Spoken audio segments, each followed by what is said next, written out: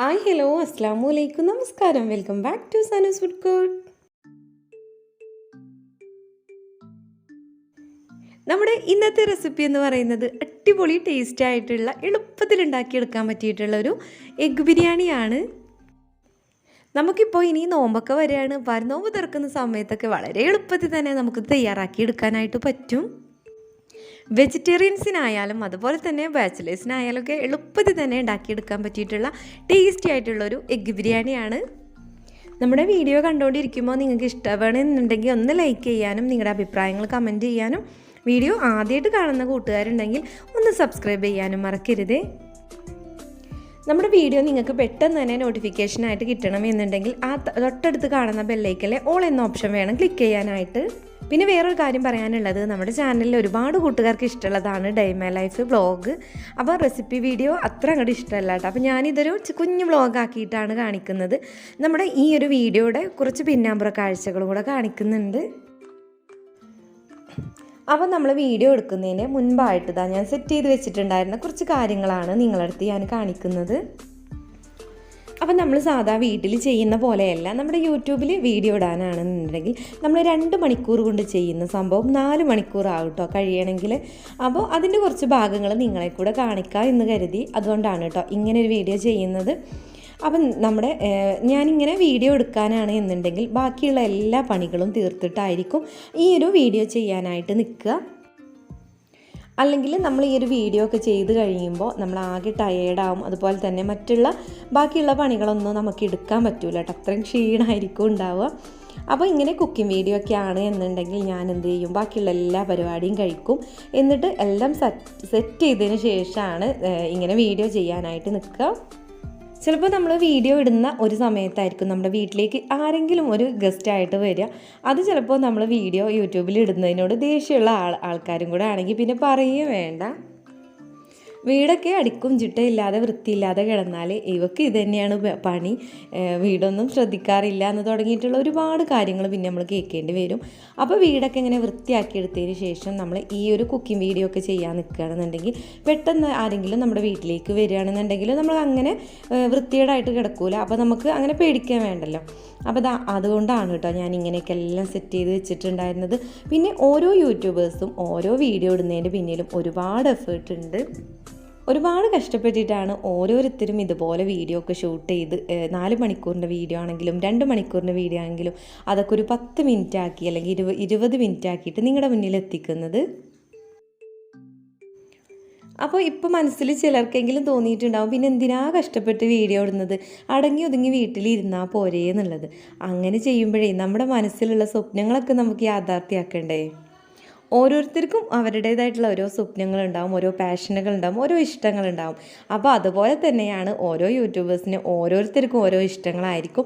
അവരുടെ എല്ലാ സ്വപ്നങ്ങളും വേറെ വേറെ ആയിരിക്കും.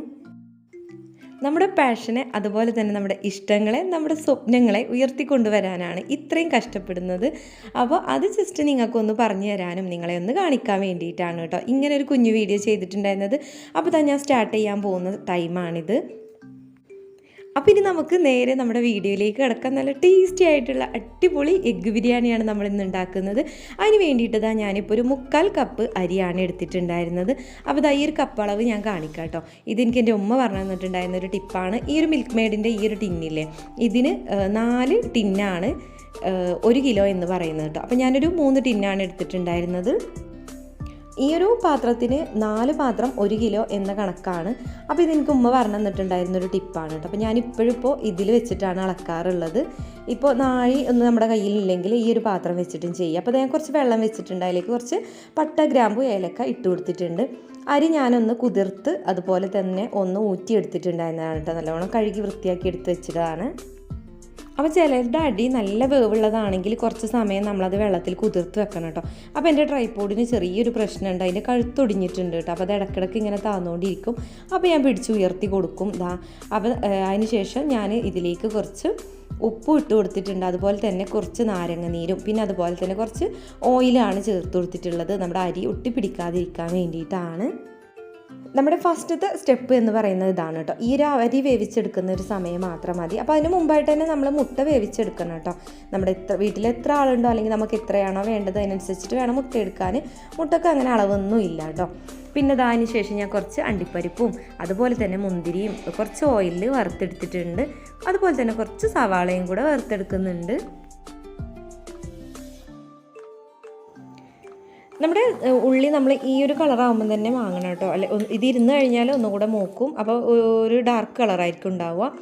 അങ്ങനെ സവാളയെ ഞാൻ മൂപ്പിച്ചെടുത്തിട്ടുണ്ട്. അപ്പോഴേക്കും നമ്മുടെ അരിയൊക്കെ ഇവിടെ നന്നായിട്ട് വെന്തിട്ടിട്ടുണ്ട് കേട്ടോ. അപ്പോൾ ഞാനിത് ഒരു പകുതി വേവാകുമ്പോൾ തന്നെയാണ് ഊറ്റിയെടുത്തിട്ടുണ്ടായിരുന്നത്. ഊറ്റിയിട്ട് വേറൊരു ഇതിൻ്റെ വെള്ളമൊക്കെ കളഞ്ഞിട്ട് ഇത് വേറൊരു പാത്രത്തിലാക്കി വെച്ചിട്ടുണ്ട് കേട്ടോ. അപ്പം ആ ഒരു വെള്ളത്തിൽ നിന്ന് നമ്മൾ ഊറ്റിയെടുക്കാനുള്ള ആ ഒരു കണക്ക് നോക്കിയിട്ട് വേണം അതിലേക്ക് ഉപ്പ് ചേർത്ത് കൊടുക്കാനും വെള്ളം ചേർത്ത് കൊടുക്കാനും. വെള്ളത്തിൻ്റെ കണക്കൊന്നുമില്ല, അരി നമുക്കിങ്ങനെ ഊറ്റിയെടുക്കാനുള്ളതാണ്. അതിനുശേഷം ഞാൻ ഒരു പാത്രം അടുപ്പത്ത് വെച്ചിട്ടുണ്ട്. അതിലേക്ക് ഞാൻ കുറച്ച് ഡാൽഡയാണ് ഇട്ട് കൊടുത്തിട്ടുണ്ടായിരുന്നത്. അതുപോലെ തന്നെ കുറച്ച് സ്പൈസസും ചേർത്ത് കൊടുത്തിട്ടുണ്ട്. പിന്നെ ഞാൻ കുറച്ച് വലിയ ഉള്ളിയാണ് ചേർത്ത് കൊടുത്തിട്ടുണ്ടായിരുന്നത്. അപ്പോൾ കുറച്ച് ഓയിലോ അല്ലെങ്കിൽ സൺഫ്ലവർ ഓയിലോ അതുപോലെ തന്നെ കുറച്ച് ഡാൽഡ ഒഴിച്ചു കൊടുക്കുക. അപ്പോൾ അതൊക്കെ നമ്മുടെ ഇഷ്ടത്തിനനുസരിച്ചിട്ട് ചെയ്യാം കേട്ടോ. നല്ല ഓയിൽ വേണമെന്നുള്ളവർ കുറച്ചും കൂടെ കൂട്ടിയിട്ട് എടുക്കാം.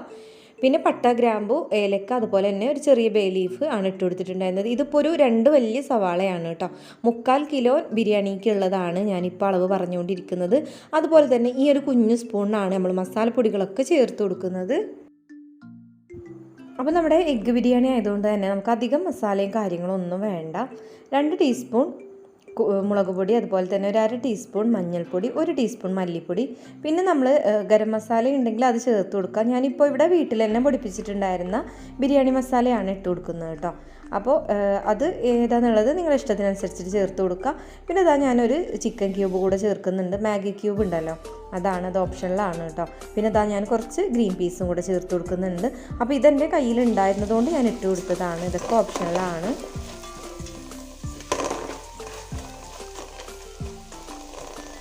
എന്നിട്ട് ഇതെല്ലാം കൂടി നന്നായിട്ടൊന്ന് ആ എണ്ണയിലൊന്ന് മൂത്ത് വരുന്നവരെ നമുക്കിതൊന്ന് ഇളക്കി കൊടുക്കാതിന് ശേഷമാണ് നമ്മൾ തക്കാളി ചേർത്ത് കൊടുക്കുന്നത്. തക്കാളി ചേർത്ത് കൊടുത്തിട്ടാണ് കേട്ടോ നമ്മൾ ഉപ്പ് ചേർത്ത് കൊടുക്കേണ്ടത്. അപ്പോൾ ഇതിലേക്ക് നമ്മൾ ഇതുവരെ ഉപ്പൊന്നും ഇട്ട് കൊടുത്തിട്ടില്ല. അതുപോലെ തന്നെ നമ്മൾ ഇഞ്ചി വെളുത്തുള്ളി ചതച്ചിട്ട് വേണമെങ്കിലും ചേർത്ത് കൊടുക്കുക. ഞാനിപ്പോൾ അരിഞ്ഞതാണ് ചേർത്ത് കൊടുത്തിട്ടുണ്ടായിരുന്നത് കേട്ടോ. അത് സ്കിപ്പായി പോയതാണ്. എന്നിട്ട് അത് ഉപ്പും കൂടി ചേർത്ത് കൊടുത്തിട്ട് എല്ലാം കൂടി നന്നായിട്ടൊന്ന് മിക്സ് ചെയ്തെടുത്തിട്ടുണ്ട്. നല്ല ടേസ്റ്റി ആയിട്ടുള്ള എളുപ്പത്തിൽ ഉണ്ടാക്കിയെടുക്കാൻ പറ്റിയിട്ടുള്ളൊരു ബിരിയാണി തന്നെയാണ് കേട്ടോ ഇത്. ഇപ്പോൾ നമ്മൾ നോമ്പൊക്കെ തുറക്കുന്ന സമയത്ത് നമുക്ക് വളരെ എളുപ്പത്തിൽ തന്നെ ഇത് തയ്യാറാക്കിയെടുക്കാനായിട്ട് പറ്റും. ഇനി അതിലേക്ക് ഞാൻ കുറച്ച് മല്ലിയില, പുതിനയില അതുപോലെ തന്നെ തൈരും ചേർത്ത് കൊടുത്തിട്ടുണ്ട്. പിന്നെ ഈ ഒരു പാത്രത്തിന് ഒരു അരപ്പാത്രം വെള്ളമാണ് ചേർത്ത് കൊടുത്തിട്ടുണ്ടായിരുന്നത് കേട്ടോ. ഈ തക്കാളിയൊക്കെ ഒന്ന് നന്നായി ഉടഞ്ഞു വരാൻ വേണ്ടിയിട്ടുള്ളതാണ്. അപ്പോൾ നമുക്കിതൊന്ന് അടച്ചു വെച്ചിട്ട് വേണം വേവിച്ചെടുക്കാനായിട്ട്. അപ്പോൾ നമ്മുടെ തക്കാളിയൊക്കെ നന്നായിട്ട് ഉടഞ്ഞു വന്നിട്ടുണ്ട് കേട്ടോ. അപ്പോൾ ഇതിൽ കുറച്ച് വെള്ളമൊക്കെ ഉണ്ടാവും. അപ്പോൾ കുറച്ച് വെള്ളം ഇങ്ങനെ വേണം, അതോടുകൂടി ഇട്ട് വേണം നമുക്ക് നമ്മുടെ പുഴുങ്ങി വെച്ചിട്ടുണ്ടായിരുന്ന മുട്ട ഇതിലേക്ക് ചേർത്ത് കൊടുക്കാനായിട്ട്. മുട്ടയൊക്കെ നമ്മുടെ ഇഷ്ടത്തിനനുസരിച്ചിട്ട് എടുക്കാം കേട്ടോ. ഒരുപാട് ആൾക്കാരുണ്ടെങ്കിൽ അങ്ങനെ എടുക്കാം. ഞാനിപ്പോൾ ഒരു 10 മുട്ടയോളം എടുത്തിട്ടുണ്ട്. അത് ഇതുപോലെ വരയൊക്കെ ഇട്ട് കൊടുത്തിട്ടുണ്ട് കേട്ടോ. ആ ഒരു മസാലയൊക്കെ ഈ മുട്ടയിലേക്ക് നന്നായിട്ട് പിടിച്ച് കിട്ടാൻ വേണ്ടിയിട്ടാണ്. ഇനി നമുക്ക് ഈ ഒരു ബിരിയാണിയിൽ വേണമെങ്കിൽ കുരുമുളക് പൊടിയും അതുപോലെ തന്നെ കൂടുതൽ മുളക് പൊടിയൊക്കെ ചേർത്ത് കൊടുക്കാം. അപ്പോൾ കുട്ടികൾക്കൊക്കെ കഴിക്കാനുള്ളതാണെങ്കിൽ എരിവുള്ള ബിരിയാണി ആകുമ്പോൾ കുട്ടികൾ അങ്ങനെ കഴിക്കൂല. അപ്പോൾ ഞാൻ പിന്നെ ഇതിലേക്ക് ചേർത്ത് കൊടുക്കുന്നത് പച്ചമുളകാണ് കേട്ടോ. ഒരു എരിവ് കിട്ടാൻ വേണ്ടിയിട്ടാണ് പച്ചമുളക് ചേർത്ത് കൊടുത്തിട്ടുണ്ടായിരുന്നത്. അപ്പം നമ്മൾ ഈ ഒരു മസാല മുട്ടയൊക്കെ ഇളക്കി കൊടുക്കുന്ന സമയത്ത് മുട്ട ഉടഞ്ഞു പോവാതെ ശ്രദ്ധിക്കണം കേട്ടോ. എന്നിട്ട് നമുക്കിതൊന്ന് അടച്ച് വെക്കാം. തീ കുറച്ചിട്ട് വേണം കേട്ടോ അടച്ച് വെച്ച് കൊടുക്കാൻ വേണ്ടിയിട്ട്. ആ മസാലയൊക്കെ നന്നായിട്ട് മുട്ടയിലേക്കൊന്ന് പിടിച്ച് കിട്ടാൻ വേണ്ടിയിട്ടുള്ളതാണ്. അപ്പോൾ നമ്മുടെ മസാലയൊക്കെ നന്നായി മുട്ടയിലേക്ക് പിടിച്ചിട്ടുണ്ട്. അപ്പോൾ ഇത്രയും വെള്ളം ഉണ്ട് കേട്ടോ ഇതിൽ. അപ്പോൾ അത്യാവശ്യം വെള്ളം വേണം, അല്ലെങ്കിൽ നമ്മൾ ദമ്മിടുന്ന സമയത്ത് അടി കരിഞ്ഞു പോകാനുള്ള ചാൻസ് ഉണ്ട്.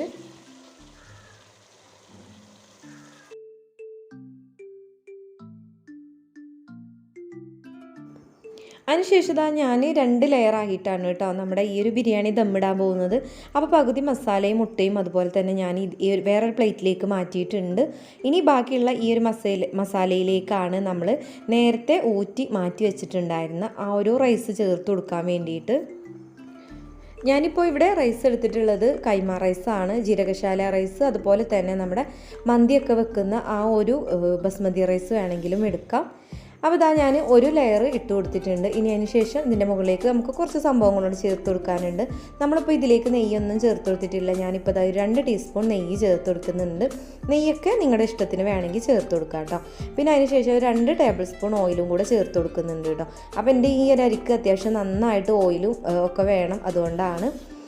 അപ്പോൾ ഇതാ ഞാൻ അതിന് നമ്മൾ ഇതുപോലെ വറുത്ത് മാറ്റി വെച്ചിട്ടുള്ള ആ ഒരു അണ്ടിപ്പരിപ്പ്, മുന്തിരി, ഉള്ളി ഇതെല്ലാം ചേർത്ത് കൊടുക്കുന്നുണ്ട്.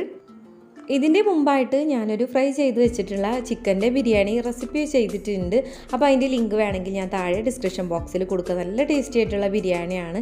അപ്പോൾ ഇത് കാണാൻ താല്പര്യമുള്ളവർ ആ ലിങ്കിലൊന്ന് കയറിയിട്ട് ക്ലിക്ക് ചെയ്തിട്ട് കാണുക കേട്ടോ. അതിനുശേഷം ഞാൻ കുറച്ച് ബിരിയാണി മസാലയും അതുപോലെ തന്നെ മല്ലിച്ചപ്പ്, പുതിന ഇതെല്ലാം ചേർത്ത് കൊടുക്കുന്നുണ്ട്. കുറച്ച് നാരങ്ങ നീര് ഒഴിച്ചു കൊടുക്കുന്നുണ്ട് കേട്ടോ. അപ്പോൾ ഇതെല്ലാം കുറേശ്ശെ ആക്കിയിട്ട് ചേർത്ത് കൊടുത്താൽ മതി. ഒരുപാട് കൂടി പോകേണ്ട, എഗ്ഗ് ബിരിയാണി ആയതുകൊണ്ട് തന്നെ കുറേശ്ശെ ആയിട്ട് മസാലയും കാര്യങ്ങളൊക്കെ ഉണ്ടാകുന്നതായിരിക്കും ടേസ്റ്റായിട്ട് ഉണ്ടാവുക. അതിനുശേഷം ഞാൻ ആ ഒരു മസാല ഇട്ട് കൊടുത്തിട്ടുണ്ട്. വീണ്ടും അതിന് മുകളിലായിട്ട് ചോറ് ഇട്ട് കൊടുത്തിട്ടുണ്ട്. അതുപോലെ തന്നെ നമ്മൾ ആദ്യം ചെയ്ത പോലെ തന്നെ റിപ്പീറ്റ് ചെയ്തിട്ട് ചെയ്യാം കേട്ടോ. അപ്പോൾ നെയ്യൊക്കെ നമ്മുടെ ഇഷ്ടത്തിനനുസരിച്ചിട്ട് ചെയ്ത് കൊടുക്കാം. നല്ല ടേസ്റ്റി ആയിട്ടുള്ള ബിരിയാണിയാണ്. അപ്പോൾ എല്ലാവരും വീട്ടിൽ ട്രൈ ചെയ്ത് നോക്കണം. ചിക്കനോ ബീഫോ ഒന്നും വേണ്ട കേട്ടോ ഇതിൻ്റെ കൂട്ടത്തിൽ. ആ ഒരു ബിരിയാണിയുടെ ഒക്കെ നമ്മൾ ചിക്കനും ബീഫൊക്കെ വെച്ചിട്ട് ചെയ്യുന്ന ആ ഒരു ബിരിയാണിയുടെ ടേസ്റ്റിൽ തന്നെ നമുക്കിത് കഴിക്കാം. ഇതിലേക്ക് ചെറിയ എന്തെങ്കിലും സാലഡ് മാത്രം മതി, അത്രയും ടേസ്റ്റാണ് കഴിക്കാനായിട്ട്. അപ്പോൾ ഇതാ ഞാൻ തീ കുറച്ചിട്ടാണ് വെച്ച് കൊടുത്തിട്ടുണ്ടായിരുന്നത്. അങ്ങനെ നമ്മുടെ ബിരിയാണിയൊക്കെ ദമ്മിട്ട് കഴിഞ്ഞിട്ടുണ്ട്. ഇതാ ബാക്കിയുള്ള പാത്രങ്ങളാണ് കേട്ടോ കഴുകാൻ. ഇത് ഞാൻ ഡെക്കറേറ്റ് ചെയ്യാൻ വേണ്ടിയിട്ട് കുറച്ച് മാറ്റി വെച്ചിട്ടുള്ളതാണ്. നമുക്ക് ഫോട്ടോ വീഡിയോ ഒക്കെ എടുക്കുമ്പോൾ ഭംഗിക്ക് വേണ്ടിയിട്ട്. അങ്ങനെ ഞാൻ കുറേശ്ശെ പാത്രങ്ങളൊക്കെ അപ്പപ്പോൾ കഴുകി വെക്കുന്നുണ്ടായിരുന്നു കേട്ടോ. പിന്നെ ബാക്കിയുള്ള പാത്രങ്ങളാണ് ഇപ്പോൾ ഈ ഒരു കണ്ടുകൊണ്ടിരിക്കുന്നത്. അപ്പോൾ നമ്മുടെ ബിരിയാണി ഒരു 10 മിനിറ്റ് വേണം കേട്ടോ നമ്മൾ ദമ്മിലിട്ട് വെക്കാൻ. അപ്പോഴാണ് ആ ഒരു മസാലയൊക്കെ പിടിച്ചിട്ട് നല്ല ടേസ്റ്റ് ഉണ്ടാവുക. ഗ്യാസ് ഓഫ് ചെയ്തതിന് ശേഷം ഒരു 10 മിനിറ്റും കൂടെ അങ്ങനെ വെക്കുക. എന്നിട്ട് നമ്മൾ സെർവ് ചെയ്യുക കേട്ടോ. അപ്പോൾ നല്ല അടിപൊളി ടേസ്റ്റ് ആയിട്ടുള്ള എഗ്ഗ് ബിരിയാണി നമുക്ക് കിട്ടും. ഇപ്പോൾ ഇതാ 1 മണിയായിട്ടുണ്ട് ടൈം. ഞാൻ അത്രയും ഫാസ്റ്റായിട്ടാണ് ചെയ്തിട്ടുണ്ടായിരുന്നത്. ബാക്കി പണിയൊക്കെ കഴിച്ചതുകൊണ്ട് തന്നെ എനിക്ക് കുളിക്കാനും നിസ്കരിക്കാനും മാത്രമേ ഉള്ളൂ. അങ്ങനെ നമ്മുടെ ടേസ്റ്റി ആയിട്ടുള്ള എഗ്ഗ് ബിരിയാണി ഇവിടെ റെഡി ആയിട്ടുണ്ട്. ഈ ഒരു റൈസിൻ്റെ കൂടെ വേറെ ഒന്നും വേണ്ട കഴിക്കാൻ, അച്ചാറും സാലഡും മാത്രം മതി. ഒരു പപ്പടും കൂടെ ഉണ്ടെങ്കിൽ ഉഷാറായില്ലേ. അപ്പോൾ എല്ലാവരും ഇതൊന്ന് വീട്ടിൽ ട്രൈ ചെയ്ത് നോക്കണം. നല്ല ടേസ്റ്റി ആയിട്ടുള്ള എഗ്ഗ് ബിരിയാണിയാണ്. ഇത്രയേ ഉള്ളൂ ഇന്നത്തെ വീഡിയോ. ഇൻഷാ അല്ലാഹ് നെക്സ്റ്റ് വീഡിയോയുമായിട്ട് കാണാം. അതുവരേക്കും അസ്സലാമു അലൈക്കും. Thank you. അപ്പോൾ എല്ലാവരും നമ്മളെ സപ്പോർട്ട് ചെയ്യാൻ മറക്കരുത് കേട്ടോ. മുട്ട ബിരിയാണി അടിപൊളിയായി.